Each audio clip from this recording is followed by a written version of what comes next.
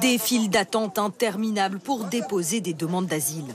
Chaque année, le nombre de dossiers ne cesse d'augmenter. Mais en 2017, le chiffre a atteint un niveau historique. 100 412 demandes, soit 17% de plus que l'année précédente. Quelles sont les raisons de cette augmentation? Première explication, une instabilité qui s'éternise en Syrie, en Irak, en Afghanistan, mais aussi au Soudan. Des migrants qui jusqu'à présent déposaient des demandes d'asile chez nos voisins européens et qui se tournent désormais vers la France.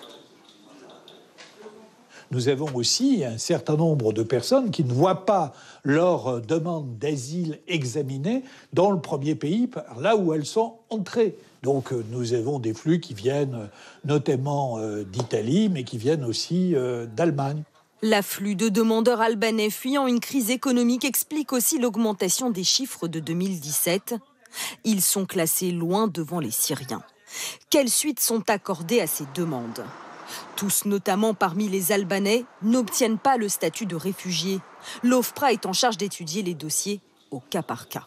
L'évidence, à partir du moment où sur 100 000 demandeurs, 43 000 personnes sont protégées, c'est que d'autres sont dans l'immigration pour des raisons qui ne relèvent pas du droit d'asile.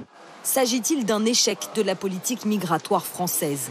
Les associations rappellent que ce chiffre est moins important qu'en Allemagne, où près de 200 000 demandes ont été déposées en 2017. Le gouvernement, lui, prépare un projet de loi pour le mois de février. Il prévoit notamment plus de guichets de demandes d'asile délocalisés dans les pays de transit ou d'origine des migrants.